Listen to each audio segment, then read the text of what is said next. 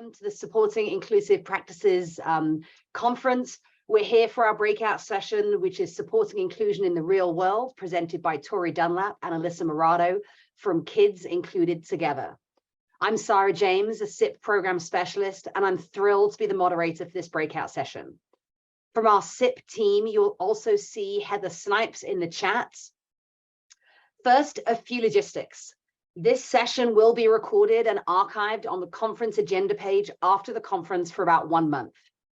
Closed captioning is available by clicking on the CC button on the bottom right-hand corner of the screen. The interpretation icon in the same area will provide access to Spanish translation. We will ensure the ASL interpreters are spotlighted along with the PowerPoint and the presenter. Please make sure your volume is muted to avoid background distractions while presenters are speaking. We do encourage you to share with others in the chat, and when possible, keep your camera on so we can see your faces. And with that, Torrie and Alissa, I'll turn it over to you. Thank you so much. Welcome, everybody. We are delighted to have you with us today. The first thing we want to do is just get to know how you're feeling today. So if in the chat, if you have not introduced yourself, or even if you have, we would love for you to go in the chat, click on the little face, and give us an emoji that reflects how you're feeling today. I think there's lots of options there. So how are you feeling on this lovely Friday, May the 5th? So let's see some emojis. Those are good. Funny. Great.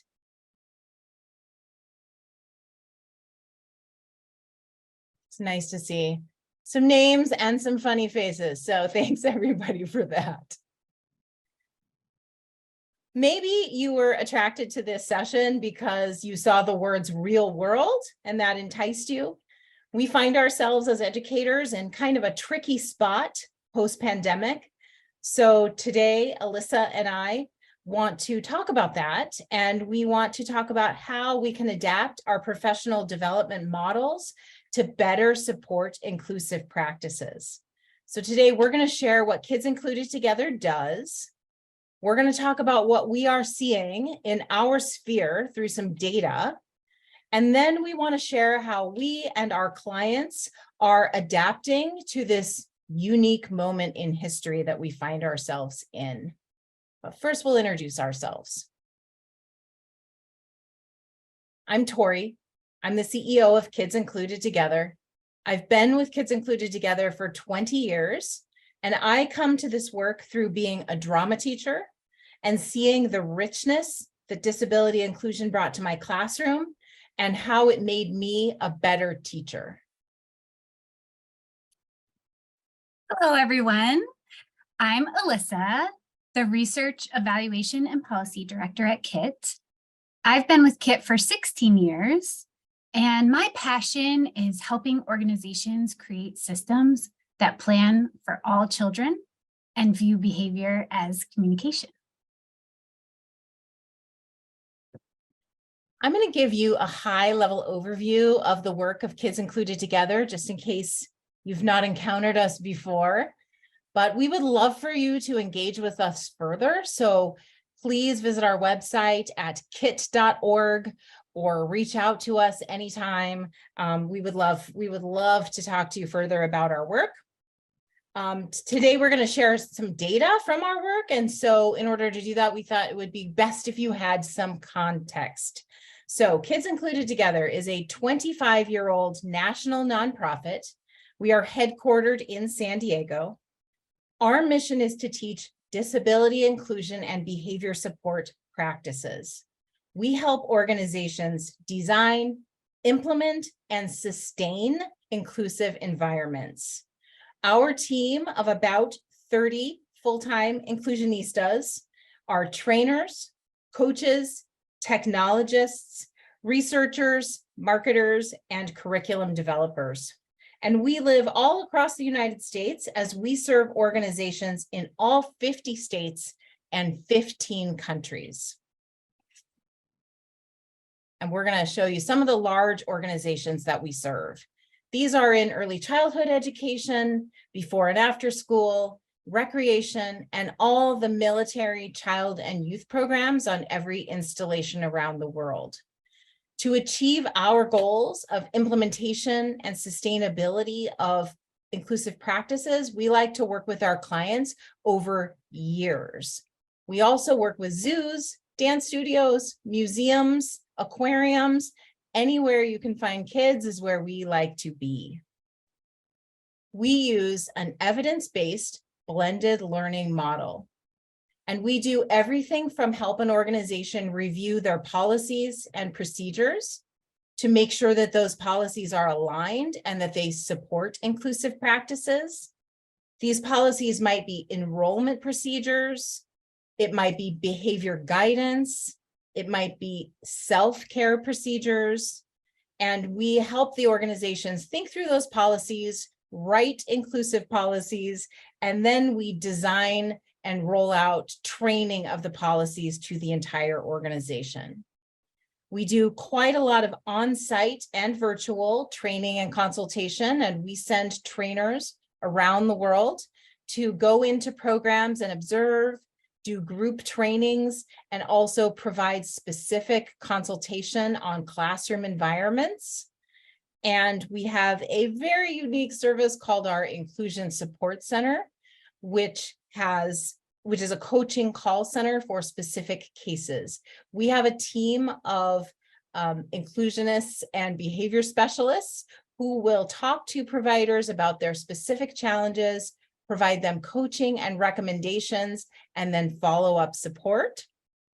And we have a very robust online learning platform called Kid Academy with hundreds of interactive courses, recorded webinars, and many, many downloadable resources. And all of this together makes up a blended learning model that we use to help organizations on their path to disability inclusive practices.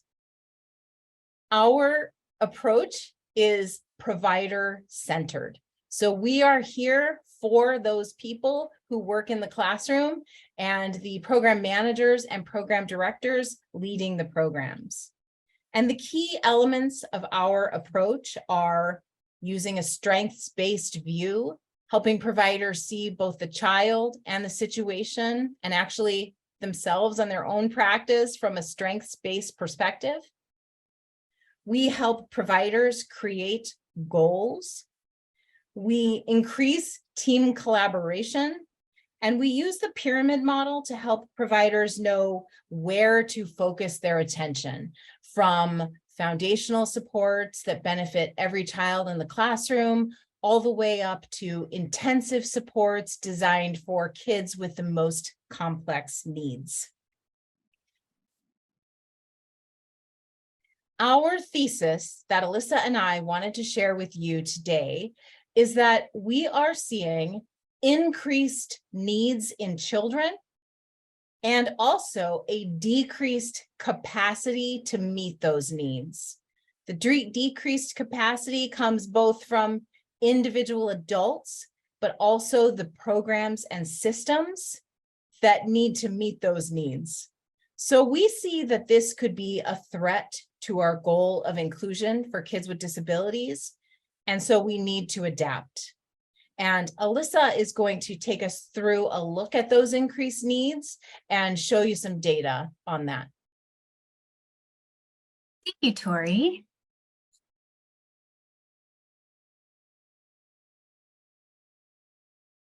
Our first component is that children's needs have increased.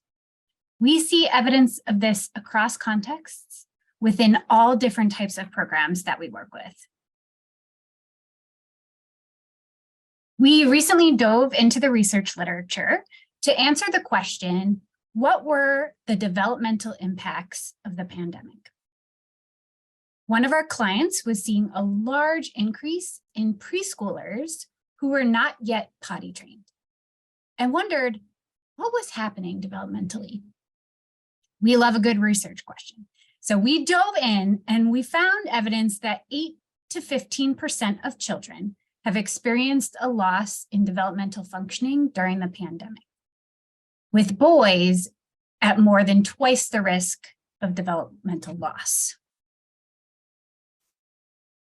We're also seeing data from schools that suggests that teachers, when they think about their students and think about their skill sets before the pandemic and after, up to 80% of their students have less advanced social skills and maturity levels than they had before the pandemic. When we jump into our own data on the services that we provide to organizations, behavior has always been a large component of our work.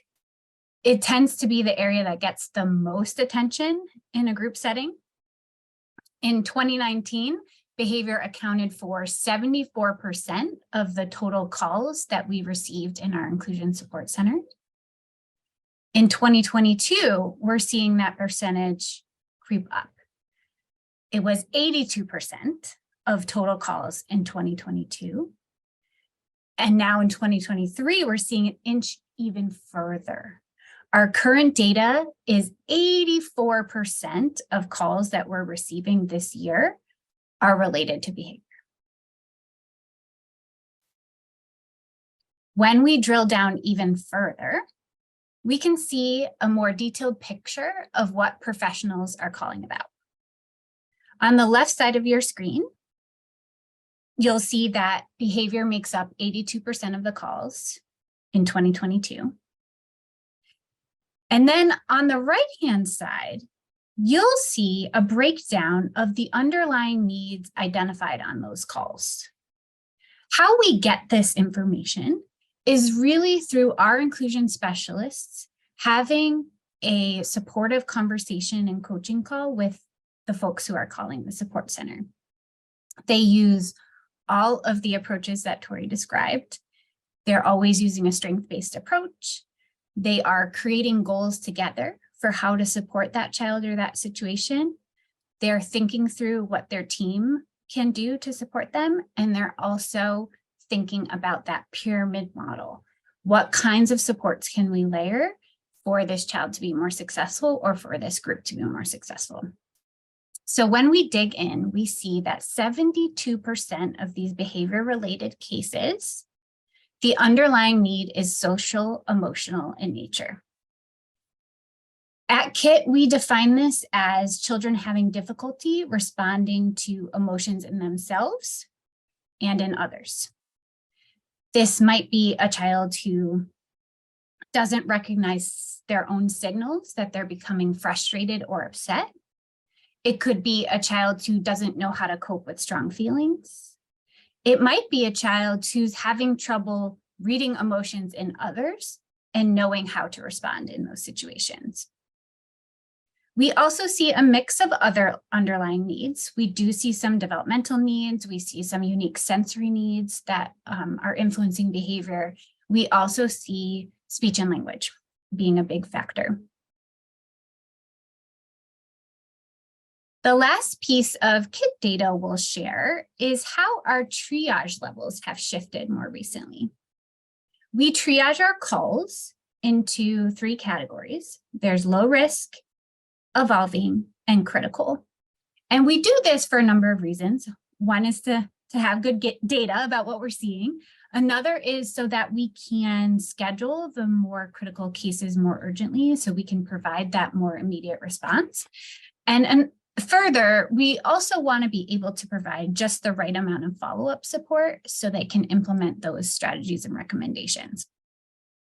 So when we look at 2021, we see the majority of our calls, 64%, were what we call low risk.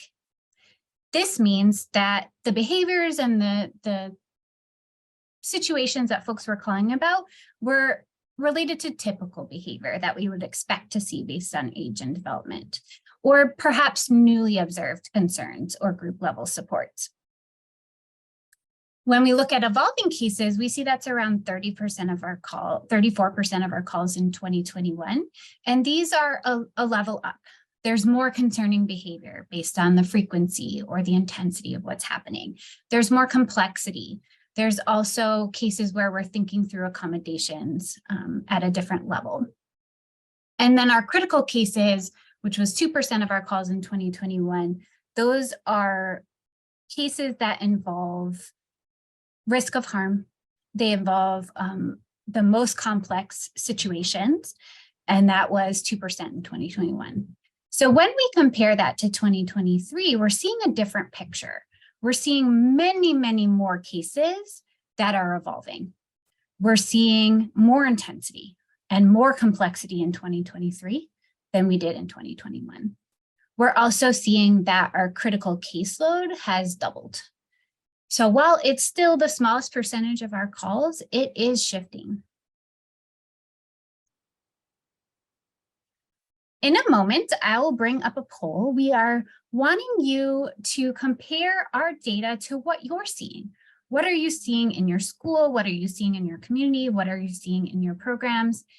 Are you seeing similar things? Is it closely aligned to our data? Is it somewhat aligned, or is it not at all aligned in your experience? So let me bring that up.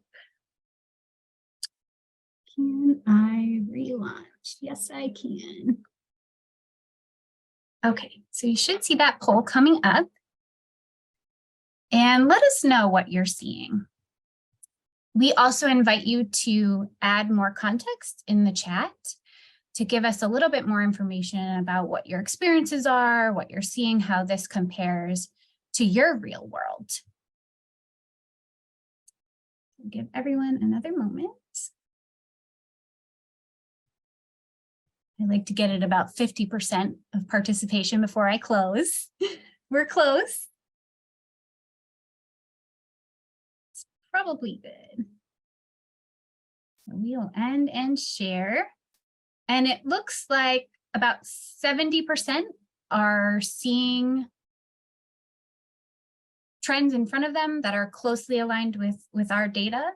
And about almost 30% are seeing somewhat aligned to our data. And I didn't have anyone respond that it's not at all aligned. So it seems like a lot of us are sharing in this picture of increasing needs. So sharing this and close it. And now I will turn it back over to Torrie to talk us through how capacity has decreased.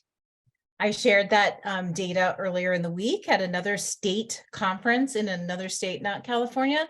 And when I shared it, someone shouted out, "It's higher," which cracked me up. So they're seeing it, we're seeing it. It's really everywhere that we're seeing this increase in needs. And it's understandable, right? We've all been through something really life-changing over the last couple of years, and there's been really big challenges, and kids need extra support right now, and it's completely understandable. But this is a huge challenge to meet those needs, given the current state of schools, of programs, and this staffing crisis that we find ourselves in. So we are going to go through some of that.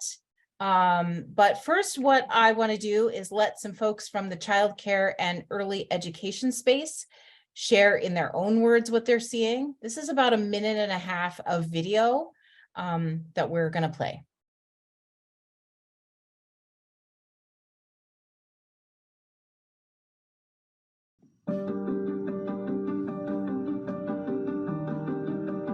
Many of the challenges that we're seeing right now are challenges that we had before the pandemic, but they've really outpaced the ability to keep up with them. What I'm noticing is our workforce is incredibly fatigued. So we're looking at some of our educators that, even our best educators, really needing some extra supports because they are fatigued with everything that is happening in the world. So I would say our biggest challenges are meeting the needs of children with a very tired and understaffed workforce. The biggest challenge that I'm seeing is having classrooms adequately staffed with passionate educators who are committed to the field and committed to continuing education. The turnover rate is disheartening. We have classrooms that are literally sitting empty because of the fact that we cannot find staff. We have so many families that are calling on a daily basis, especially for infants and toddlers, and it breaks my heart because we have space. We have rooms that are literally sitting empty, waiting for babies to come in to our program, and I cannot staff them.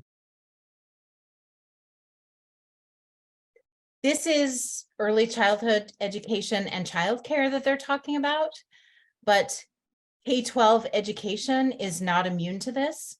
A 2022 Gallup poll reported that K-12 teachers have the highest burnout rate of all professions. More than 4 out of every 10 teachers report that they feel burned out always or very often at work. And the Bureau of Labor Statistics shows that 300,000 teachers left the field between 2020 and 2022. And most states are facing a teacher shortage at this time.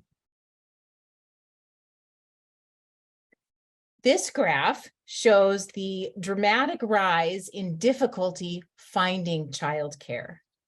You may be a parent in addition to being an educator, and you may be personally experiencing difficulty finding childcare right now. Just on a personal note, a friend of mine is 12 weeks pregnant, and she is already on a waiting list for childcare for her 12-week-old pregnancy. So we're definitely feeling this too. So in the real world, we are seeing higher than usual turnover everywhere.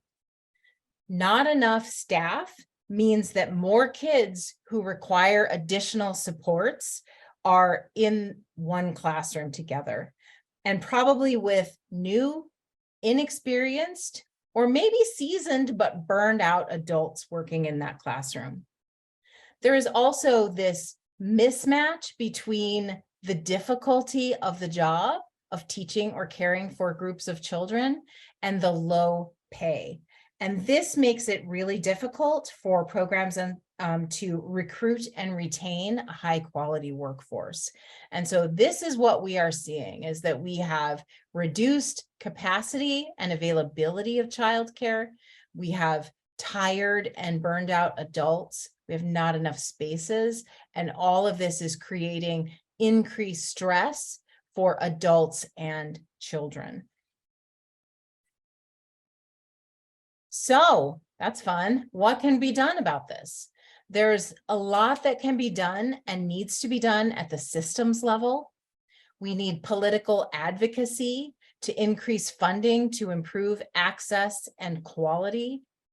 But what can we as professional development providers, especially right now, what can we do? We can change our approach. So at Kids Included Together, we are putting a lot of thought into this, a lot of resources, and we are really working on making some shifts. We are rethinking our professional development systems, and we are trying to help our clients simplify and streamline. We need to be able to provide the learning, the tools, and the support that is desperately needed right now, but we want to be able to do it in a way that is more responsive and less overwhelming, and frankly has a better chance of successful implementation and long-term sustainability. The old ways just might not work anymore. And I'm not just talking about the shift from in-person training to online training, although that was a huge thing that every one of us adapted to in 2020. But we are trying at KIT to move from standardized training workshops on an annual schedule to more personalized support delivered as close to when the teacher or provider needs it as we can get. And these are the personalized learning journeys that we are calling just-in-time support. So I have 2 examples to share, and then we are going to put you in some breakout rooms so you can either share what you're doing that's working as an example, or maybe generate some ideas with some colleagues for how you might do the same thing. So the first example is a large before and after school program that we work with that has about 2,500 staff working across many states. This organization is working with us to create mobile microlearning tools to reinforce the full training on inclusion that staff are getting in a classroom environment. So the provider uses a QR code to access 7 slides with short reminders, impactful graphics, some interactivity, all in 7 taps. It's an app called 7 Taps. And each full training will have a 7 Taps microlearning unit that staff can have at their fingertips in the classroom when they need to access the most important information from the training. We're excited about that. Another example is a micro-learning video. So these are short instructional videos that we are creating. Not revolutionary. Short instructional videos have existed for a long time, maybe since YouTube really took off. But the new element that we're bringing to it is trying to get these short instructional videos in the hands of people when they need it and not just in the training environment. So we're trying to get them to the right person as the right solution for a specific need. So for instance, our Inclusion Support Center specialists might recommend a strategy like writing a scripted story for a child, and then they can send them a video with a specific how-to so the provider can more easily develop the scripted story. There's a much better chance that they'll be able to do it successfully if it's in the right context. We also are developing a custom AI chatbot that might give a video like the one we're about to show you to a provider in response to a specific prompt that they write in. So this video is 5 minutes long. We're going to show you about half of it. If you're interested in seeing the whole thing or using it in your work, you could go on our Kit Academy, and it's linked when you get the access to the slides, but it's under the free resources in Kit Academy. So we're going to show you about half of our micro-learning video on how to write a scripted story.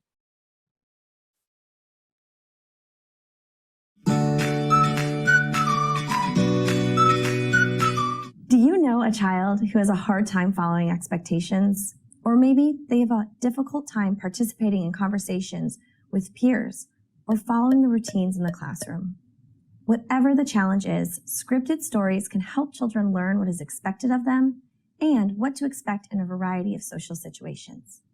While it may seem daunting to write a scripted story at first, by following these guidelines, you will see that not only are they effective, but they're also really fun to create. Carol Gray developed the idea of scripted stories, and they're often referred to as social stories. These stories combine specific kinds of sentences to describe a child's reality and perspective, and then sentences that are directive and guide their behavior. These words are then paired with images to create a storybook that can be shared with the child to help them read and understand social situations or expectations. When writing a scripted story, you want to use descriptive and directive sentences. A good rule of thumb is to have at least 2 descriptive sentences for each directive sentence. So let's take a look. Descriptive sentences can be factual. They might explain a person's reality or perspective, or affirm an idea. For example, a descriptive sentence could say, "I am going on a field trip." A perspective sentence could say, "Sometimes I get upset and I want to leave the group." And an affirmative statement could say, "Staying with the group is good."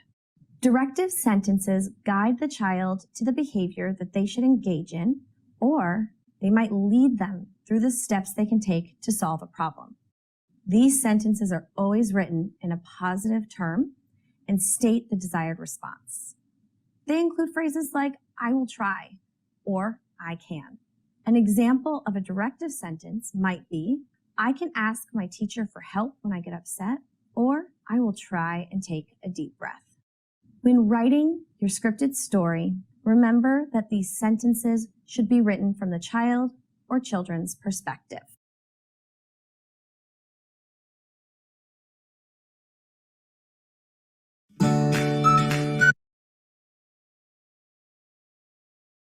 So those are two examples of how we are adapting our approach to help people in a time when they are feeling especially overwhelmed.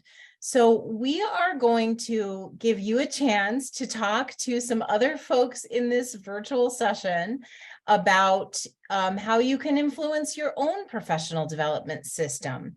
This might be by breaking down longer topics or longer trainings into more bite-sized manageable chunks, or it might be how you can get information to people in a more just-in-time way so that we're connecting what we do in the professional development workshop more closely and more directly to what's actually happening in the classroom and in a more timely fashion. So we're going to put you in a second here into breakout rooms of 3, and we're going to give you probably 6 minutes to discuss, either bring an idea that you are already using, or how have one of our ideas or examples maybe made you think. You can do a little brainstorming. We are going to pause the recording.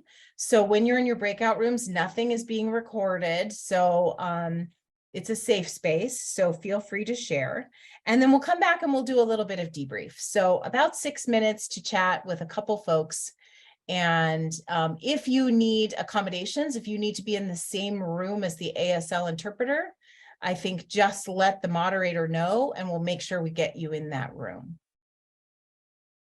Welcome back, everybody. I hope you had rich conversation in your breakout rooms. If you can, in your in the chat, maybe if you had any brilliant ideas, maybe you could type them in and let other people benefit from the ideas that came up in your group, so we get a little bit of a kind of share out. You can kind of keep those going.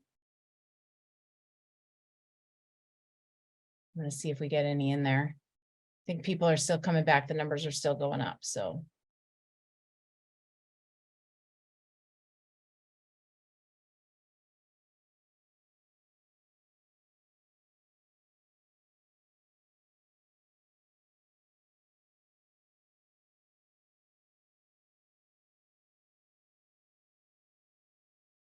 More questions than answers. I feel you, Jasmine. Getting more support for social, emotional, and behaviors. Good area to put focus on right now. That's what the data is showing, obviously. So that's a great place to put more support.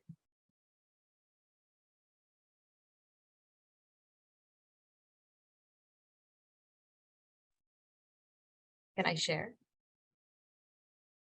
Okay, so I'm actually a behaviorist, a board certified behavior analyst in schools. And what I've found really effective with my teachers and just different support staff is, because we all come from different backgrounds, and I really like those micro learnings, is just taking one concept at a time and really practice, right? Explaining it, modeling it, practicing it, giving it feedback. And once they're able to see that success, really following up with another idea. So kind of just like those micro learning videos, just small doses of what you can provide and show really helps make that long-term change.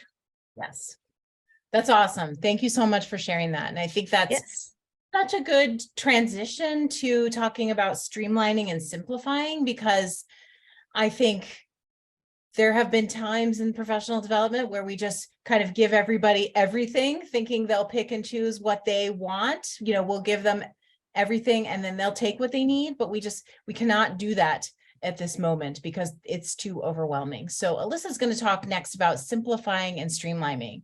Thanks everybody for your support. You can keep typing some of those in the chat if you think of them, and everyone will benefit from that. Take it away, Alissa. Thank you, Torrie. In today's climate, what we're finding, and what you're likely finding as well, is that people don't have the bandwidth they once had to manage multiple things at once. I'm calling it resting overwhelm. It's my little term I use to remind myself that people are carrying this kind of consistent level of overwhelm as they're coming into their work. When we think about the child and youth space, where we often have to create our own lesson plans, we're facilitating activities, we're thinking of new ideas, we have to get all those materials. We're also trying to apply kind of sometimes multiple approaches to our work. And it adds to that resting overwhelm. It adds to that consistent pressure that we may be feeling. So to make it easier and to make it lighter for people, what we try and do is simplify and streamline where we can, to give them more time to build relationships with children, to build connections with families. New methods that we're seeing and working with organizations around are to use what already exists. We're seeing large systems shift from having folks create their own lesson plans to really adopting research-based lessons and activities that are fully developed, that are intentionally sequenced, so that it is easier. You have it already done for you, and you can spend your time really customizing that for individual children, customizing it for your group, spending a little extra time with the children, and really connecting with those families. We're also working with several organizations currently to integrate their various approaches into a single system or framework. So there's a couple things involved with this that we wanted to show you. It starts with taking an inventory. We often, as I mentioned, set out to cover every aspect of child or youth development. We have curriculum, we have maybe a specific behavior support model. We may have added enrichment programs. We also balance family engagement strategies and different approaches as well.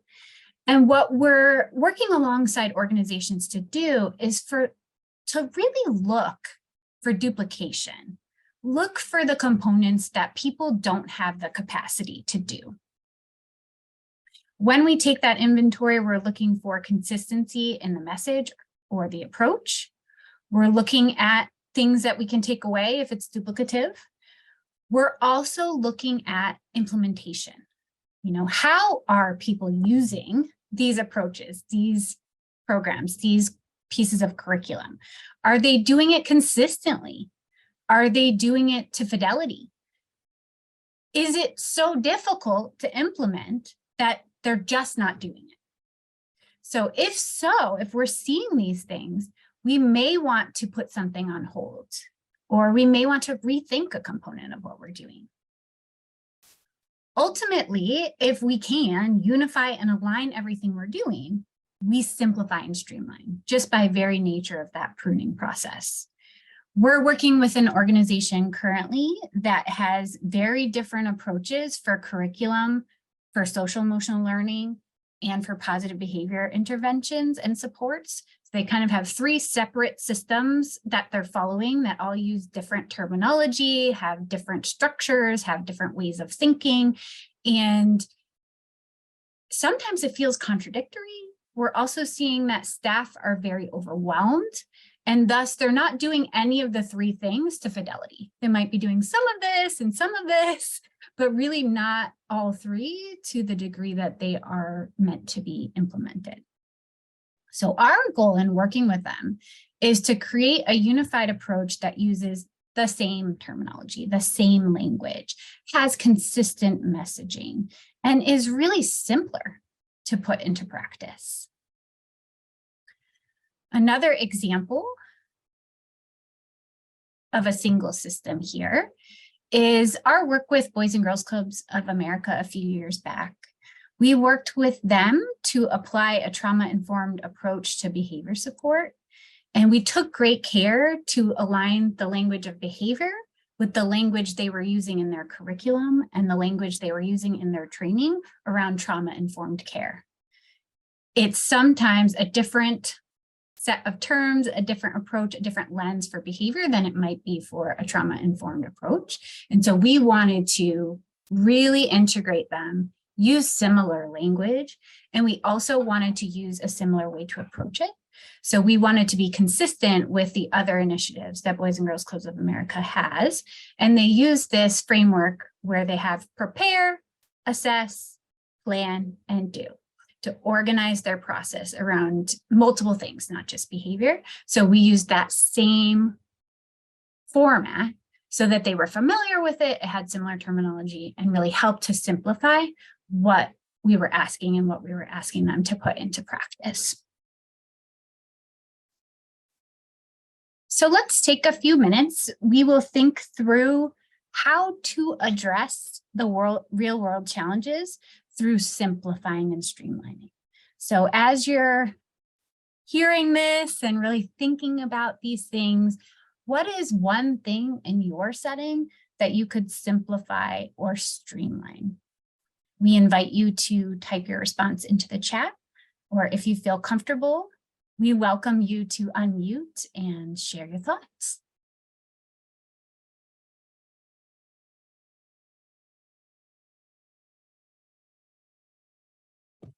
Our district is really focused on a diversity and inclusion and equity push right now. And I think we could use that push to really focus in a little bit more on students with disabilities. And that would be a way to simplify and streamline instead of making it like a new situation. That is what diversity, equity, and inclusion is really supposed to be addressing as well.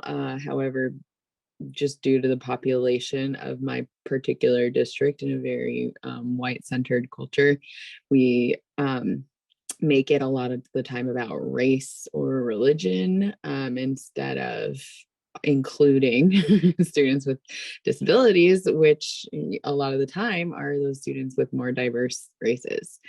So that's something that I think we could do to really support all of the teachers in this district, is just kind of add into those PDs and use the same language, but include the students with exceptionalities and disabilities. Yes, that is absolutely exactly what we're talking about, is having a single umbrella versus, oh, here's our diversity, equity, inclusion work. Here's our work with children with disabilities. It's like, no, they are very much the same thing.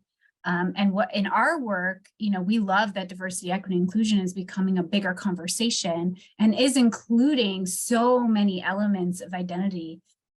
And we don't want disability to get left behind, because I think a lot of times it ends up because people are so focused on some of the other complex intersectionalities. So I love what you said.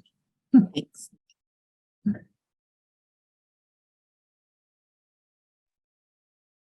I think with being that there's such a high turnover rate and we're having more new teachers, I think explaining what inclusion is and what it may look like, I think that's important, because I'm running into situations where I'm working with people that don't know what it is, and they don't know what it looks like, and they don't know my role, even though I am a special ed teacher in a general ed class.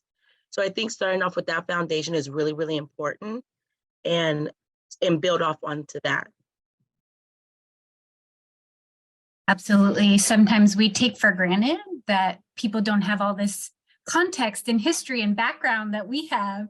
And so it is really important to do a who's who, to break it down, to simplify. This is exactly what we mean when we say inclusion. A lot of times we just say inclusion and then just people kind of think of their own interpretation of what that means. So I love what you said about sharing a definition, sharing how we define inclusion, what it means in our program and in our community. Excellent.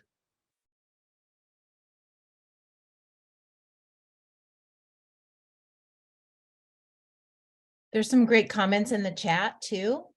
I don't know if any of these folks, Jillian, if anybody wants to unmute, but Jillian mentioned increasing collaboration with similar specialties and areas to ensure support is individualized and effective. Big fans of collaboration. that is a way you can reduce overwhelm if collaborators can take the pieces they do well and not everybody has to do everything. I like this comment. I didn't see this presentation earlier from Poway, but aligning siloed work. It's a great way to say it. From Allison, agree with supporting the teachers in understanding the different roles. It's like a lot of front end work that we need to do.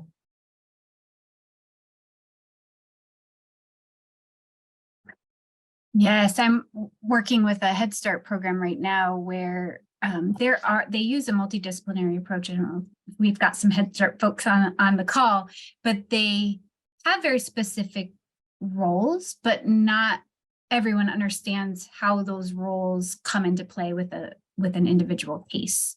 Like, who does what? Do I send this to the family advocate? Do I send this to the disability specialist? And like really being able to clarify a lot of that helps tremendously with kind of simplifying and streamlining how things flow when we're using a collaborative model. Yeah, there's a piece of that simplifying and streamlining that's like not assuming people know things or not assuming that they are going to go seek out the information and try to figure it out, because when we do have this kind of overwhelm, we need to make it as clear as possible in as many modalities as we possibly can. So those are really good comments, everybody. We have time for one or two more if anybody wants to put anything else in the chat or unmute with any other ideas. These are great, really helpful.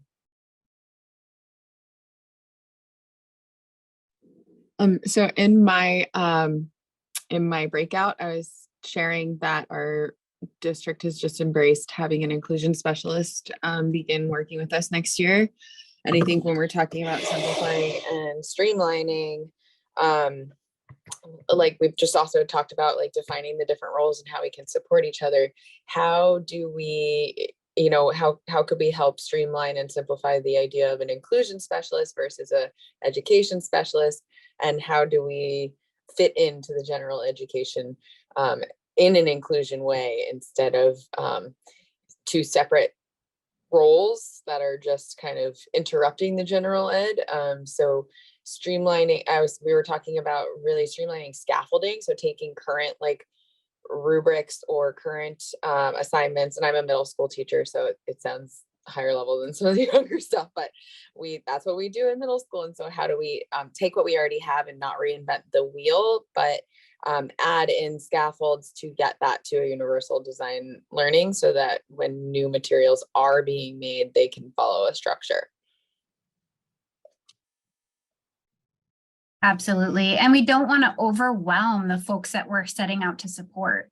So if I'm a teacher in middle school and I've got the education specialist telling me one thing, the inclusion specialist telling me something completely different, and that leaves me in that overwhelm. It's like, which one is more important? I don't know where I'm going with this. So I wholeheartedly agree that those efforts to support the classroom need to be simplified and streamlined so that it isn't overwhelming for the teacher. And thank you for teaching middle school. I have twins who are entering middle school next year. So you're welcome. My hats off to you.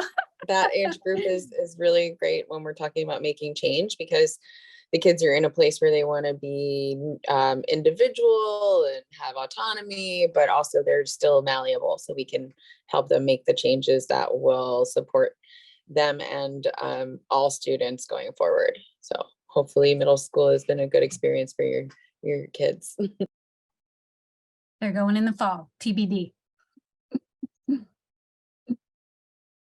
Great teachers make for a great learning environment and experience. So thank you. Thanks everybody for contributing. It's makes virtual sessions a lot more fun when people are participating. So we thank you for that. And plus then everyone benefits from all of your brilliance. Our goal was just really today to kind of bring up the things that we're seeing and to use our expansive data set to kind of share what the real world looks like. I hope that we haven't depressed you too much.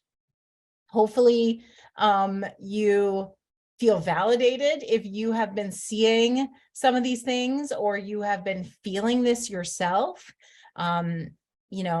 It's okay if we feel a little tired and burned out after everything we've been through. And yet kids really need us to bring our best selves. And for inclusive practices to work, we need providers that are whole and healthy and energetic and creative. And we have to find ways to get ourselves to that space. The reality is that for inclusion to succeed, we do need systems that support it, but we also need adults who are confident and prepared. And I think as people who benefit from, or people who give, or people who lead professional development, we can do a lot to adapt to the current needs. And you have all given us so many examples today of ways that we can do that. So we are here to support you as well. And we are definitely here to participate in that conversation. You can find Kids Included Together any of these many places or on all these many channels, from Facebook, Instagram, Twitter, YouTube, LinkedIn, or Pinterest. We also, you could reach out to us directly. You see our KIT Academy there, our URL, learnonline@kit.org. Also, an email address you can use is info@kit.org if you would like to reach out with a specific comment or ask for a specific resource. We're just so proud to be part of this field and so delighted with all the things all of you and supporting inclusive practices are doing. So thank you for participating with us today. Thank you for your time. Thank you for all you will do to help kids and adults recover over the next few years. And thanks, everybody. Thank you, Torrie and Alissa, and thank you everyone in attendance for your allyship to students with disabilities and their families. It is our mission to grow our educational system to innovate, include, and impact outcomes positively for all students from birth to adulthood and beyond. All of this presentation slides and the resources can be accessed in the session description on the VFAIR's agenda page. There is actually some roundtable discussions that will be taking place over our lunch, including one that will be led by Diana Pastro-Carlson, our keynote speaker from yesterday. So I can't highlight enough that great opportunity. There isn't a survey for the individual sessions, but there is a conference survey that we'll put in the chat, and you can choose when you want to fill that out. Please do join us for the final session at 12:40, which will be a student panel discussion facilitated by Anatisha Fitzgerald, who opened our keynote this morning, and you can access that through the VFAIR's platform. Please connect on the social lounge with like-minded attendees and post on social media using the hashtag SIPCon2023. I want to say one final thank you to Torrie and Alissa. It is so inspirational to have you here to connect this to the real world and also to help us think about systems change in this important area of work. I hope you all have a wonderful day. Bye for now.